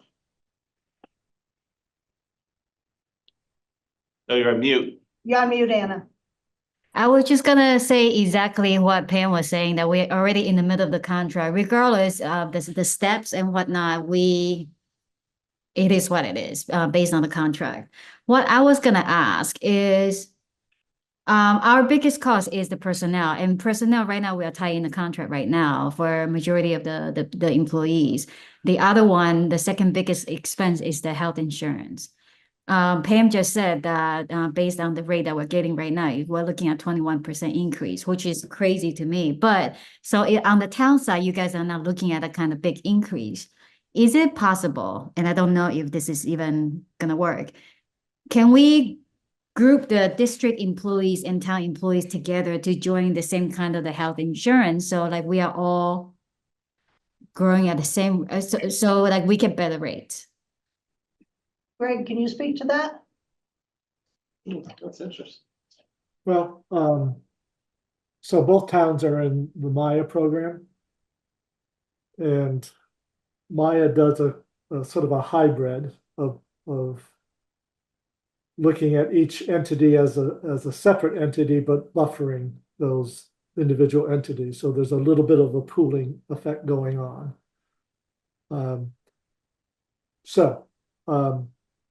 The district was with Maya, you shopped around and got a better deal with another vendor. I have a bias towards Maya. I think long-term, over the 10, 15 years look, they've done very well. But Avi was quite aggressive and was able to, do quite well on shopping around for those years. But it's hard to keep that up. So to answer your question, there's not a huge advantage to going out together, because we will still be assessed individually, will be analyzed as separate entities, but there may be some pooling that we can take advantage of. And Maya is on our shopping list for January and February. along with And a look at the GIC. Greg, isn't it also experience rated? Yes. That's part of the, so what Maya does is they'll give a range, right? They'll give in January, they'll announce a range, and this year it'll probably be, 8 to 14%. I'm guessing. And then each individual town that belongs will be placed on that range based on experience. In age. And so we introduced a lot of wellness programs to help with our experience, is that correct? That was certainly the hope. It's hard to pinpoint, an exact experience to a particular wellness program. It takes a lot of years Yep. to have that experience come down through wellness programs. But yes, we certainly do offer that. And the more skin in the game that the employee has, I think that's another strategy, right? To try to make sure that it's not something they just say, oh, I'm not paying much into this, so I don't need to worry about it too much. So we have tried to increase the employee percent contribution. But that's a challenging union contract negotiation item for sure. Experience and age, right? The census also skews your rate. So if you have 75% of your enrollees over 50 Yeah, I years think old. it's just younger and older. I don't think it's. Yeah, but that does affect your rate. Yeah, it's younger, older, it's job classification. So police and fire are More expensive. considered higher risk than a teacher. I mean, there's a lot of variables that go into it. I think one thing we should try to bear in mind for why our healthcare costs have gotten more challenging over time is that in the first 10 years of the district, we weren't retiring many people. And the retirees that existed on the town's rolls, because any teacher who had retired prior to regionalization was on town side. So we've had a straight line up on the trend line for number of retirees so it's escalating over time, which is why our OPEB challenge is a significant one.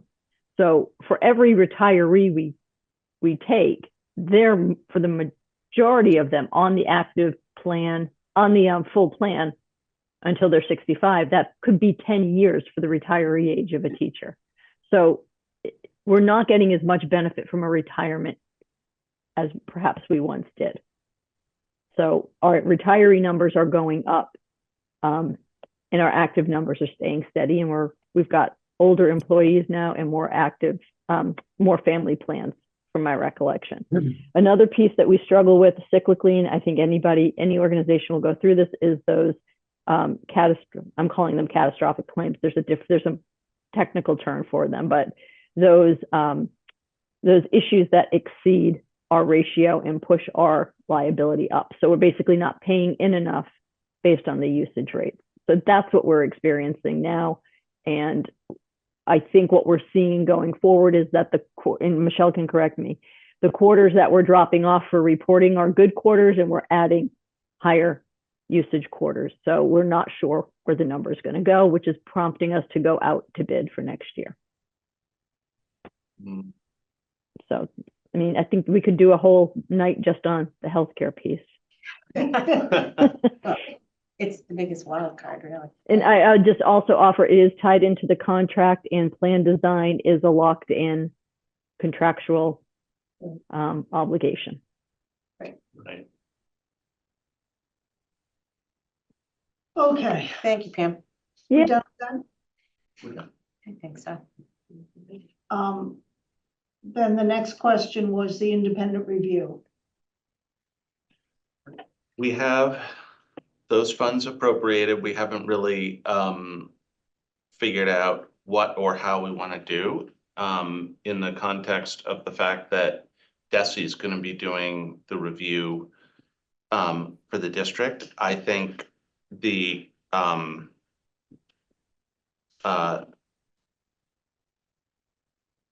I think that we probably want to try and figure out what makes the most sense. And I just honestly haven't done a lot of work to rescope this. So, but I'm open to thoughts. I think that what we heard at the town meeting when we saw the appropriation that was voted down is that Manchester would not support something like that unless and until the school committee is behind it. But that was what came through at our town meeting, is that if the school committee didn't support it, the town wouldn't pay for an independent audit. Isn't that what you recall, Yep, Marty? that is, yeah, exactly. So, So how's Manchester paying for your operational audit internally? Greg, Jody was asking me about the operational, the audit we're doing of the town. Can you explain that a little bit? Right, we received a community compact grant from the state that's paying for that. So it's an $18,000 effort. And it's just getting underway. It got underway last week, finally.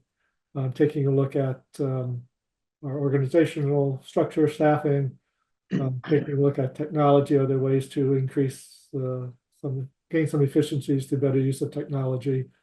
And as I say, looking at operations and seeing if there are any efficiencies, or how do we sort of stack up, and what recommendations an outside view might have for us. Yeah, to answer your question. Which is pretty much, I think, what we were after anyway with the operational review. With the school, yeah, and we're doing it for the town, yeah. Mhm. Jody's doing it for Essex. Oh, I see, okay. For $18,000. It's a grant. It's the Harris grant. Greg, are they looking at all departments or just the town structure? One area I think we would be more than willing to explore is there any efficiency to be found in facilities? Yeah, so yes. So Sharing of facility structure. Yeah, we're just taking a look at all departments. And I can certainly sort of flag that as a area to look at. Okay. We liked using the school for our town meeting. Yes, I was very nervous. it worked so amazingly. Good. That was a huge crowd. Well, it's a 920 lot of people. I'm glad it went well. Did you fill the auditorium? No, we filled the gym. Okay. And then we used the auditorium for overflow. I think there Right, were a right. So couple your of- overflow is not full, right? Right. Right. I think we Is had that room gonna for, be done every I think we meeting had then? room for 1,300. Okay. And we had 929. So that was pretty good. Right. Yeah. Yeah. We usually use the memorial school for our town meetings. Hmm. But we were expecting more to this one, and we had more people attend. Wow. We offered daycare, and we had 50 people in 50 kids in daycare. Oh. Gave free daycare. It worked well, but it's always risky to have two facilities, or, an auditorium and a gymnasium. That's When true. you have a technical problem, everything just slows down. We got to the final vote, Everybody and gets somebody had nervous. kicked the plug and unplugged the receiver in the auditorium. Oh, So no. They For the couldn't final get their vote. votes to work, so luckily we had somebody on site who could fix it. Huh. Well, our lights went out in the middle, so Oh, okay. right at the very beginning, actually, complete Oh, darkness. something. Always You something. can't understand a word people say in that gym. It's tough. It's very tough. The echoes. Oh, well, the high school, so, Yeah, is it- yeah, we've had good luck with both Memorial School and the high school. well, I'm sure the acoustics are much better. Yeah. Yeah. I think moving forward, I think one of the things that we talked about last year, and I think we did kind of visit your meeting. Pam has on her schedule that she's coming to the Manchester FinCom to talk about the budget. And I think that Essex FinCom would like to do that together with Manchester FinCom, so we all hear the same thing at the same time. And if we could do that and participate equally, I think that the Essex FinCom would appreciate that. I think it relieves stress on Pam doing 2 meetings, and we get to hear what each other has to ask, and Pam's answers at the same time. And I would like to do that really as a norm, if we could do that going forward. I think it's important. Well, Jody, that is an efficiency. Does that It work is. for you, There's an Pam? efficiency. There you go. Yeah, we're happy. I'm happy to do it either way. And we've gone to Essex in the past. Manchester just has become a standing date, Yep. which is why I added it. So whatever works best for the groups, we can do 2 or we can do 1. 1 is great. I think 1's great. Mhm. Yep. Thank you. Okay. I Your don't know. schedule? Oh, I thought Judy said she knew the date. No, Pam just said she had it March. Yeah. Earmarked to do that. And Pam, did you have a date? I think I'd probably ballparked it based on the date we typically come every year. I can pull it up. I don't have it in front of me right now. That's fine. Second week. in It's February. usually situated between the second budget meeting in January and the adoption night. Yep. And it's a Thursday usually, right? I think it's usually a Thursday. That you meet? Oh, Wednesday, What, yeah. I Wednesday. think it's been a Okay. Wednesday. Wednesday. Just let us know. We meet on Wednesday. For those of us writing reports, it's literally been like 36 hours of. There you go. Anything else or we're done? Anybody have anything else? No. No, well, thank you. Sincere thanks. Yeah, for the- thank Thank you so much. Thank you. For the technical assistance. Thank you. It's great. Making. Now, this is recorded by 1623 Studios. Sure. Try with some edits. With some edits. I hope Thank you. Not all of they're it, right? edited. Thank you. Take a motion to adjourn, Maury. Yes, I'll second. All And in favor, yes. yes. Motion to adjourn for Essex. All in favor? Aye. Thank you very much. Thanks a lot.